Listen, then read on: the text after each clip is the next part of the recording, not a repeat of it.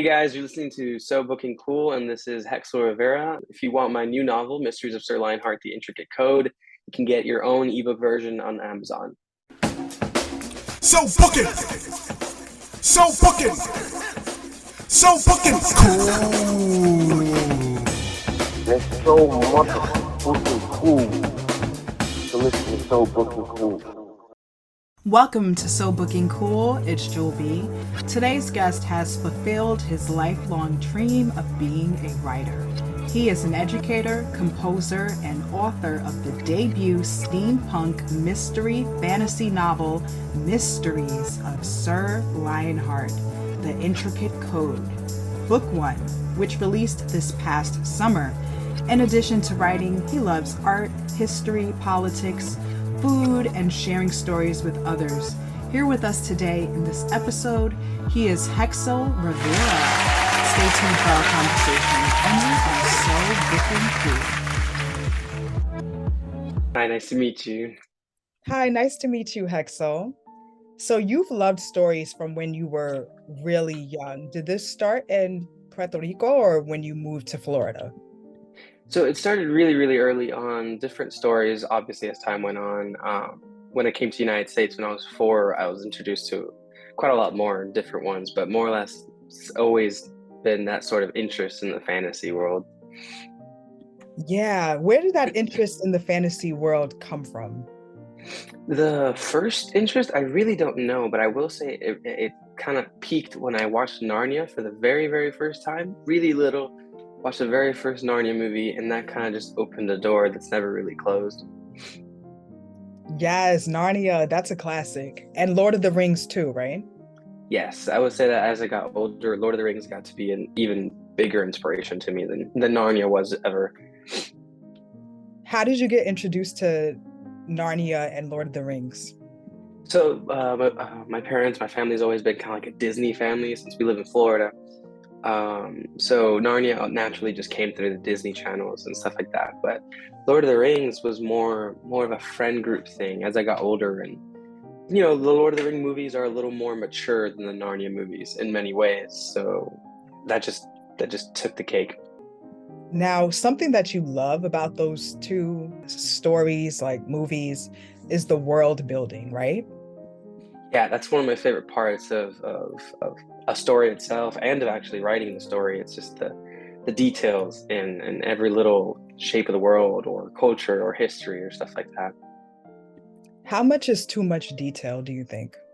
I don't honestly think there could ever be too much detail, but it depends on the type of detail. There's some like more silly details, but detail just makes the world feel real, and a world feel real makes a world that you want to live in. That's how I view fantasy novels. Oh, I love that. Details make the world feel more real. Yes.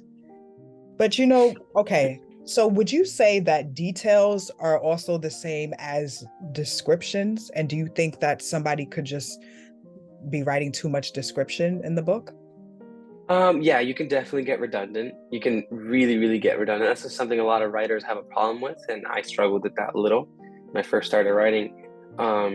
So you don't want to repeat the same thing over and over and over again, but you do want to elaborate in a way that is different and refreshing rather than using the same words over and again.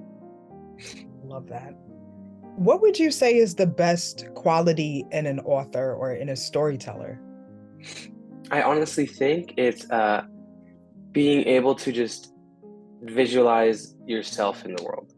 If you can't picture yourself in the setting you've created, I don't think you've created a setting that's really, really inviting.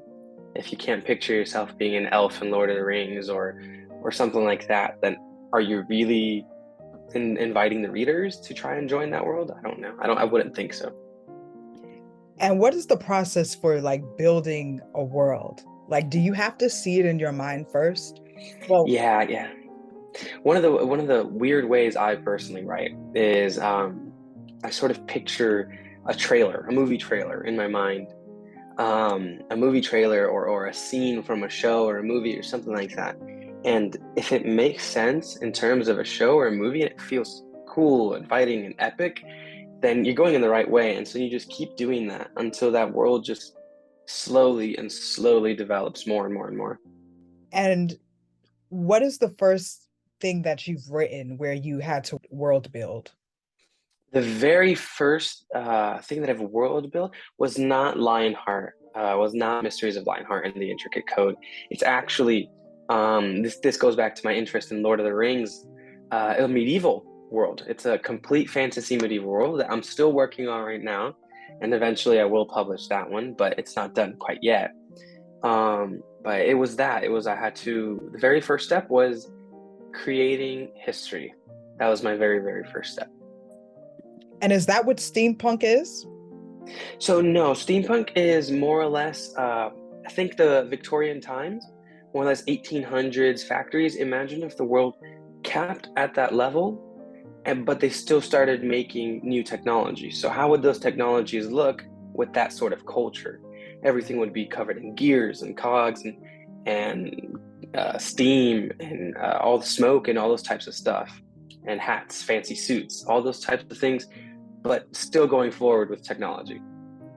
Ah, okay. So that explains the steam part. And what about the punk part? The punk part is probably one of the parts that a lot of authors get a little weird with steampunk. As you see, there's not very many steampunk novels that are very, very high. It's because I think a lot of them focus on aesthetics and they take the punk part really, really seriously. And they start putting like spikes and all that stuff. And while that's cool to a certain extent, you don't want to overdo it. That's kind of what you said of putting too much sometimes. Who was the first person that you shared your writing with? Do you remember? My very first person was my brother. It has to be my brother. We're 2 years apart, so we're not that far in age range. So naturally, everything I say, I show to him, and everything he does, he shows to me. So it was really him. In fact, the very first book that I started writing, the medieval one, I wrote alongside him. I did most of the writing, but he was right there as I wrote it. Wow. Oh, like what was his role as he was like right there writing it with you? Was he like your support, your champion, or was he also giving you ideas or editing? Yeah, he was. So he didn't write per se. I don't think that was ever his strong suit. It was always like, yeah, this idea sounds good, or no, this sounds weird, or this. Oh, I like that. Keep going with this, or you should do this. That was more his role, and that kind of having that approval and that sort of interest in what I was doing helped me want to continue. That is so cool. What did he say when he read Mysteries of Sir Lionheart? So in fact, the Intricate Code book, he was my proofreader. He was the only person to read the book before I published it. The very, very only one. And as he read it, I fixed whatever issues he thought was wrong, because my brother doesn't read a ton. So I really got the perspective of a non-constant reader, which is really what I wanted. He just helped me a lot with that, and I would fix it as I went along. So to say more about who you really wanted to reach, the people that don't really read much, is that right? Yes, yeah, naturally, people that read will gravitate towards a book, just naturally with by their own interest, and so they might be more willing to read my book. But what I really wanted to do was invite people that perhaps think reading is boring, or reading is a little dumb or silly, especially nowadays with all technology. It's a practice that's not forgotten, because it's definitely not, but it's seen in a very weird light, in a very bad light nowadays. So people that don't read, you could have something that feels like a movie in paper. Then I think, what's the better idea for that? Yeah, because this could definitely get adapted and like, just like Yes, Narnia and Lord of the Rings, yes, that's always the aim. With the non-readers, right? People that are just not that interested in books. Is it only because of technology? And Hexael, what about technology specifically do you think is causing this to happen? I think honestly, it's a book requires consistency and sort of like keeping up with it. And a lot of that requires patience and sort of a long-term sort of discipline to actually finish a full book. Nowadays, TikTok, for example, TikTok is 30 seconds each video. So it's quick little spurts of adrenaline rather than a long long winding story that you got to go from one end to another. Right. And with you being an educator, you work with students who are learning English as a second language. And, that's just one of the things you do besides like teaching regularly. What have you noticed about students and their relationship with reading? So there's, like I said, there's this light painted on reading that if you read, you're a little different nowadays, which is honestly backwards. More people read than we know. Um, so especially the kids that don't speak English, I will say reading fiction is one of the best ways to get to them, because who wants to read an entire book on something a little boring, a little, like actual reading stuff, or who wants to read an epic fantasy? Yeah, I could see that. Do your students know that you're an author? They do. They encourage me a lot. They always were like, you should make it a movie and all that stuff. Obviously, they don't understand that, I can't just make a movie, but yeah, they do. They know it. And they always get so kind of like excited whenever they search it up on their phones on Amazon or something like that and they see it there. Yeah. Wow. What has been the feedback so far for it? For the people that have bought it, honestly, it has been shock and awe, which I don't honestly, I was shocked. I myself was shocked to receive all that, because I think it's a lot of the, wow, you're really young to write a full book, Mm. like a full 400 something page book. You're really young to do that. So it's been most of it. And when they start reading it, I think it's what we talked about, the detail. The detail gets to them. And the amount of fake history that I created or culture that I created for these books to feel real. That's what shocked a lot of them. Yeah, I'm sure they were very, like, very impressed, you know. Did they Yes, I ask hope you, so. did they ask you any questions about how did you do it, your process? Yeah, yeah, I get a lot of how do you start making a world, which is that's one of the biggest questions I ever get. How do you even begin to form a world? Is there like one set way to start when it I goes? say, yeah, I say there's two. You can go about two different ways, and one of them I did for Lionheart, and one of them I did for the medieval book that I'm still working on. One way is to create a map. You draw a map of the world, and so you have a physical representation of what you're trying to write around. If you have a physical map, you don't make mistakes geographically. You can say these people believe in this over here, these people believe in this over here, or they look like this and they do this. And then the other way is to create a piece of history that the rest of the story revolves around, if that makes sense. No, it makes sense. Yeah. And when you were writing, did you have like a set routine or did you just kind of write when you felt like you had to get this down, like you could see what you wanted to write? Yeah, no, I'm one of those. I think I qualify as one of the weird writers. A lot of them have like full papers written of what they're going to write next. I don't really do that. I am very musically kind of like driven to write. So what Hmm. I would do is I would sit on my chair, put on music that resembles the time period, and then I would continue and hopefully get a muse and start flowing from there. So is that where the idea came from to compose a piece for the book? Yes, in fact, yeah. A lot of my musical inclination started with my mom. Honestly, when I was very young, um, I think it started around my favorite music type is rock because of the complicatedness of the instruments. There's many instruments that take part in it, and for that reason, classical-esque type of music also is probably tied with rock as one of my favorites. And so that complicatedness that you have in music can translate to sort of different emotions. And that helps, at least me, create that picture and that movie in my mind, that trailer in my mind, and sort of get that flow. And so that's why I wrote the and composed the music pieces. In fact, it's two now for Mysteries of Sir Lionheart, two separate songs that can sort of help a reader see that trailer just like I do. Yeah, I was listening to it and I felt like, oh, okay, it's taking me there. It's taking me there, Yes, you know? I, I really wanted to feel sort of spooky, eerie, but like mysterious, because after all, the book is a mystery. Hmm. Right. It's not just a fantasy. Yes, exactly. Hexel, do you think that you can tell by reading someone's book that it's their debut? Like when you've read other people's work, could you tell? Yes, if it's their literal debut, yes, you can most likely tell. I'd say the only difference with me would be that it wasn't the first book I wrote, if that makes sense. It was just the first one I published. The medieval one I finished, never published it, started writing Lionheart, and then I look back and Lionheart is just so much higher up on the pedestal than the medieval one, so now I'm trying to fix it. So I'm not sure if you'd be able to tell that for my book, but for others that quite literally it is their first book, you can tell there's a certain newness in it. Okay. Yeah, I wanted to know your take on that. And when people do read your writing, from what I've seen, you seem really comfortable like in that space, and like people can really see, I guess, what you want us to see, which is so important.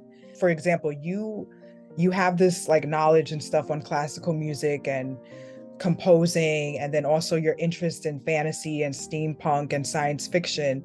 So does the writer need to be comfortable like in that lane, do you think, in order to tell a story within that world? Yeah, I believe he does. I think if you want to be able to tell a story that's going to capture people, you need to be able to talk about the topic endlessly, or not endless, but like, extensively. That if someone opens the door to a topic in that sort of world, you'd be able to just let it flow. And then you're going to get called, oh, this guy's a nerd, because you just don't stop talking about that topic. Okay. So tell us about the composition of the book. So, like the actual making of the book, or like how the inner parts of it. Yeah, the inner parts. All right, perfect. So one aspect that I got, since I'm still in college, one thing that I take as you go through your classes is poetry. So poetry is quite opposite to full-length novels such as mine, because poetry is meant to be really short and concise, and yet carry so much meaning, and a novel is meant to spread it across so many pages. But poetry can be so useful, if that makes sense, to writing, because it can convey what you would take forever explaining in such a small piece. So I have littered across the book small little pieces of poetry, littered amongst there. For example, one of them is a song sang by a really big character describing how her and her group feel. It's a literal song that she is singing, but it's poetry within itself. It describes the toil and the struggles of those people, whether or not they may be right or wrong, but it shows it in very few words. So it's littered amongst there, along with what I said, created history, created religion. And making a religion for a book such as this one really helped. Even if the religion is, entirely fake, it really helps because the detail follows through with that poetry. Hmm. Okay, tell us about your process for developing the characters. So if you ask almost anyone that's read the book can tell you one thing really quickly, and it's that my main character, Richard Lionheart, which his name is Richard Lionheart, in fact, is very sort of, he has massive OCD. He has this compulsion that once you start something, you have to finish it. And this sort of innate sense of elegance. He really wants to be elegant. And you ask anyone they know, and everyone said, why does he feel like you? Oh. And so I didn't do it purposely, but I do have little moments where everything needs to be sort of neat. I like dressing up. I have that sense of completion that I need to fulfill sometimes. And so sometimes the best option is creating some of your characters around people you know, and Yeah. then sort of exaggerating. Oh, okay. Okay. I was gonna ask, yeah, do you think people need, when they're creating characters, does it need to be based off of people they know? You know? Yes, that helps quite a lot. For example, my second main character, if you know my brother, he's a lot like my brother. He's more level-headed. He's more the one that thinks before he actually does. He's more calm and kind. Basically, my main character's conscience. And so that's been similar with me and my brother. So you base it around people you know, and then you exaggerate certain features, obviously. Now, why do you exaggerate? Even though it might seem obvious, but tell us. Yeah, so apart from not wanting to make a certain direct copy of a person, when you're creating a character for either movie or show or a book, you always want to have certain characteristics that stand out. So for example, I'm not quite as OCD as Richard Lionheart. He is another level above I am. So I'm not that much.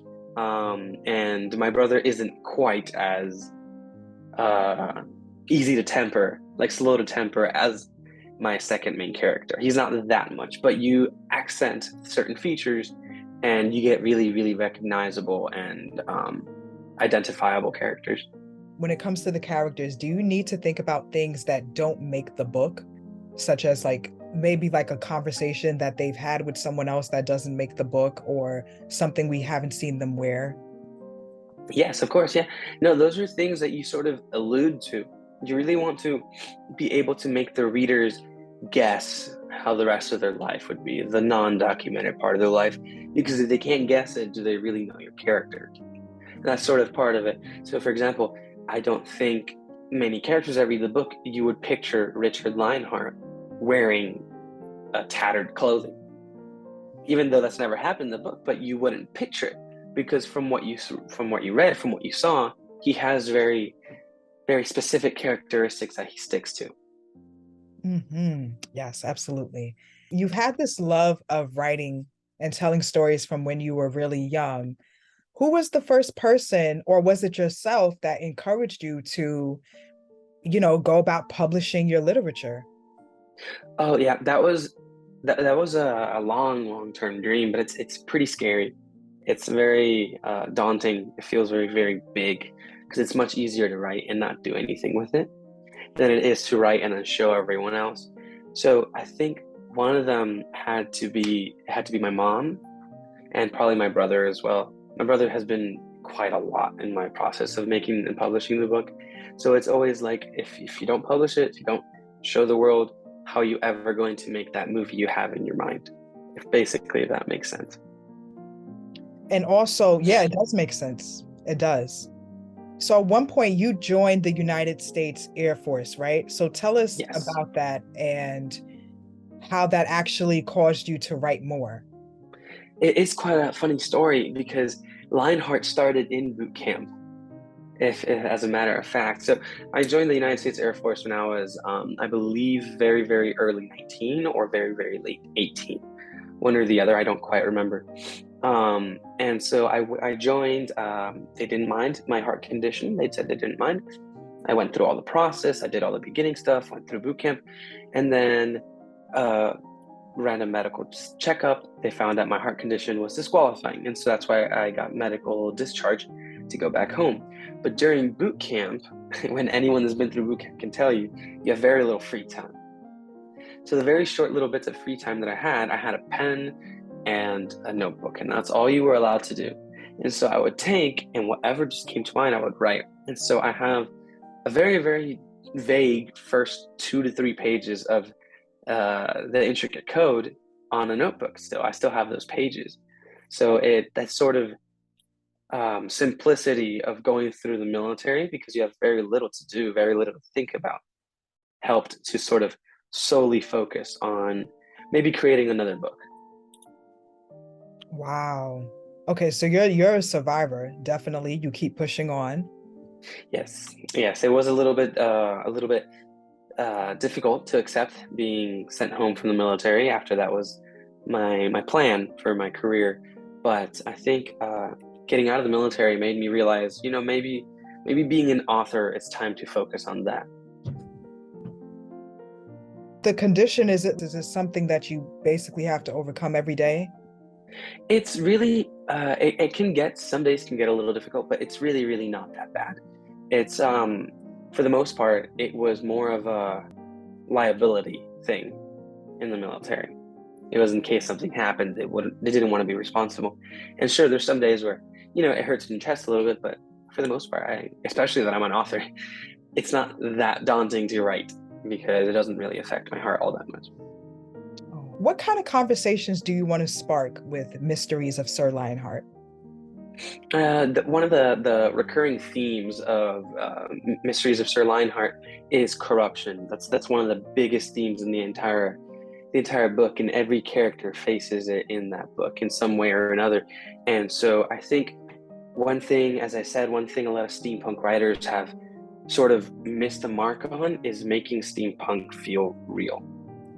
As much as it is a fantasy and there's fantastical things happening and otherworldly stuff happening in Mysteries of Sir Lionheart, the main characters are still human. So corruption plays a really big part because everyone in power will has a chance of being corrupt. Okay. And were there any conversations or any thoughts that you had about corruption before you wrote the book? And did you put that into the book?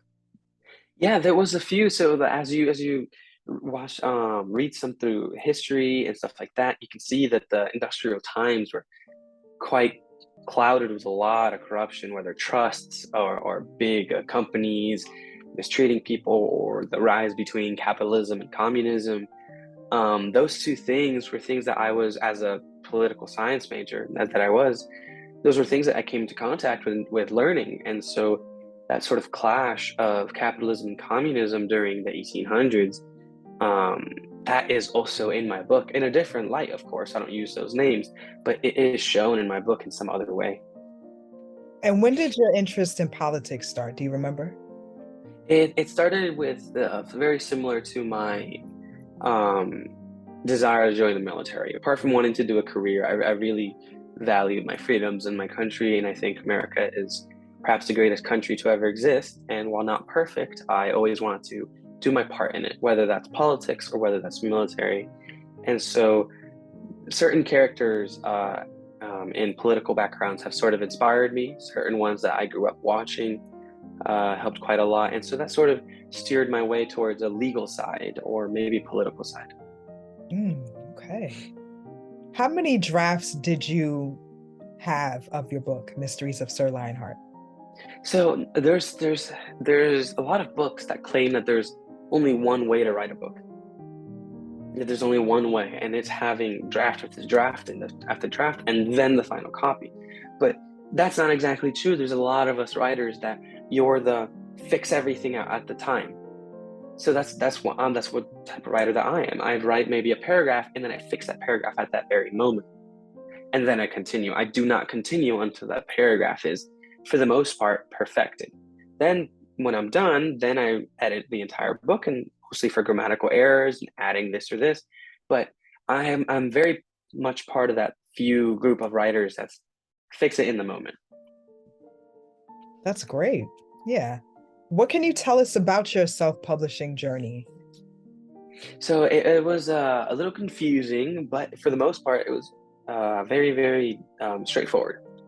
You go through Amazon, you go through Kindle, you make your account. There's a lot of accounts you have to make. You make sure your documents are in proper transferable, like files and all that. The only problem is the publicity. Publicity is perhaps the biggest issue with self-publishing, especially if you do not have a following or a following that big. Publishing companies typically have means to market. You, as an individual, that's probably the part you got to focus on the most. And you fulfilled your dream of becoming a published author. So, what advice do you have for the other authors out there and who do want to go about doing it on their own? Yeah, so one thing that I used to struggle with quite a lot was imposter syndrome.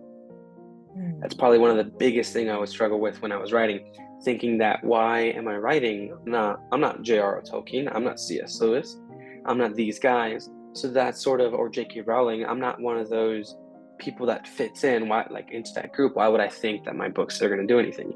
If you continue to complain about your qualifications, you're never going to get anything done. So it's better to just write that first page. That's Write that first page and think about that movie. Picture that trailer in your mind, stick into that daydream zone, and write while daydreaming. I love that. Everybody has to start somewhere, right? Exactly. The Yep. authors that you just named, they are those authors that you like, by the way? Yes, so J.R.R. Tolkien wrote Lord of the Rings. C.S. Lewis wrote Narnia. J.K. Rowling wrote Harry Potter. So all of those are really, really sort of like cultural icons at this moment, and that's my goal. That Mysteries of Sir Lionheart, along with my other book, but right now, Mysteries of Sir Lionheart can eventually become a cultural icon. Absolutely. Do you believe in speaking things into existence, manifestation? I believe so. I believe that if you talk about it enough, soon other people are going to talk about it too. And when writing your book, do you think authors can expect to be distracted at all during the process? Did that happen for you? Yes, it happens quite a lot. So writing is very volatile. There's days where you can write tons of pages, 20 pages, 30 pages, and there's days where you can have a hard time writing one. And I've been through both. And one thing that helped me a lot with distraction was music. Music creates your world, and that's what you got to go off of. Can you say more about that? About music creating the world? Yeah, so a lot of people have sort of in your brain, if we're going to talk about science itself, the ear, the parts of the ear connected to your brain also connect to memory and to sort of daydreaming sort of areas of your brain. And music triggers a lot of that. So, for example, if you ever get goosebumps whenever you listen to a certain type of song, that means you really enjoy that feeling that that song gives off. If you can find this music that fits within the theme of your book and you feel that way, it's going to make you want to create your own world. So, for example, I listen to very Victorian or classical or sort of steampunky sounding music. And that sort of pushes me into the world, whether or not I wanted to write that day. Who are some of those artists that you can name? So for steampunk is very different. So it varies quite a lot, but it always has that sort of feel to it, that sort of creepy, spooky, but yet Victorian-esque sounding. So I'm gonna give you two extremes. One is Wunderbar. So they're sort of an indie rock band, and so one of their songs, it got really popular, Alien Blues. It's a very short song, but it's rock, and it feels very much like a trailer song. So that song to me was, if I could ever give them a thank you, I really would, to those artists, because that song played on repeat over and over again as I pictured a trailer in my mind, The Mysteries of Sir Lionheart.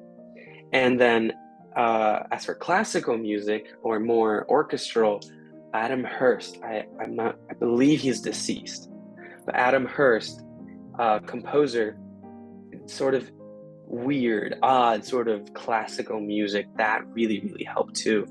Midnight Waltz, I believe, is one of the songs by Adam Hurst, and it helped me quite a lot. Wow, okay. Thank you for mentioning those artists. So Muse, the band Muse doesn't fall into any of that. If you've ever heard their song Time Is Running Out, that doesn't fall into that. I have not listened to Muse. No, not the band itself. No, but I Mhm. will take a look at it now. Yeah, same here. Okay, so you can write while listening to music. Can you write when it's pitch quiet? No, I have a really hard time doing that. I have a very, like, it's not impossible, of course, but I have a very hard time considering I make a rough draft of every single chapter, and I Mhm. sort of start writing as I go along and add more detail as I do it. So I'm not really copying off of anything. I am creating as I go along. So it's very hard to create in silence. Do you have a favorite room that you like to write in? It's always in my room, my normal bedroom, and it's a corner. I have my own corner with a desk, and it feels very me. There's berets stacked on top behind the wall, and then there's my computer, my headphones, and my chair. Oh, that's great. Yeah, that's good. Every writer should have like a comfortable space Yes, to let it out, right? yes. I So mean, very props are really helpful too. I'm sorry, I was talking. What's the last part you said? What's that? Props can be very helpful as well. Oh, give us an example. My berets. If you, for example, the name of the song I created is a ballad of a beret. Yeah. So my main character wears berets. That's his favorite hat. He wears that. That's my favorite hat. And he wears that almost everywhere he goes. So certain props that fit within the world can help you further get into that world that you're looking into. Now, we talked about how if your students have responded to you being an author. Now, what about your classmates? Because you are in school. Yeah, so for the most part, I do all my classes online, so considering I'm a full-time ESOL para. But yeah, no, people that are around my age and also in college, they're like, oh, how are you managing the time? But it really is more of a, I don't fit in writing. It just happens, if that makes sense. If you have to fit in your writing, it probably means you don't want to do it. So that's the same as like you make time for what you really want to make time for. Is that right? Exactly. Yes, that's more or less what I said. Yes. Okay. So tell us about the artwork of Mysteries of Sir Lionheart. Yeah, the artwork was from a friend of mine. We've been friends for quite a while now. He and I have tried venturing into many projects together. One of them being music. And while that's still on the go right now, the most final product was the actual cover of Mysteries of Sir Lionheart. And I wanted it to look hand drawn per se. I told him not to make it look professional. It needed to feel as if my main character drew it, because the story is written on a back and forth perspective. It's written on first perspective and then third perspective, and it keeps bouncing back and forth. I see it as being gold too, like kind of like a golden glory. Yes, exactly. So it's trying to look more like an old type of paper, like a journal or something like that. Because most of the book, it's Lionheart telling what happened. So you told him that you didn't want it to look polished, right? You told him that you wanted, Yes. yeah. Okay, and he get it right away? So he's really good with that. He's really good with sort of like customizing depending on what I wanted. But at first it looked way more perfect. The lines were exact, and the color was more bright and loud. And then I'm like, no, let's make it more gritty, as if he drew it himself. And just that's how it went. So the lines are, if you look at the cover, the lines aren't, not all of them are perfect. It looks like the circle, the globe itself looks sort of little diagonal, if that makes sense. And it's on purpose. It's meant to show Richard, my main character, his dedication to writing his book, just like my dedication to writing my book. Mm-hmm. Yeah. Well, with some of the influences that you mentioned, like the writers of Narnia and Lord of the Rings and J.K. Rowling, what is something that you would want to talk to them about?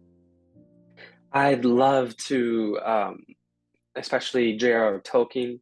He is perhaps my biggest influence in writing itself. Is how did he continue coming up with stuff?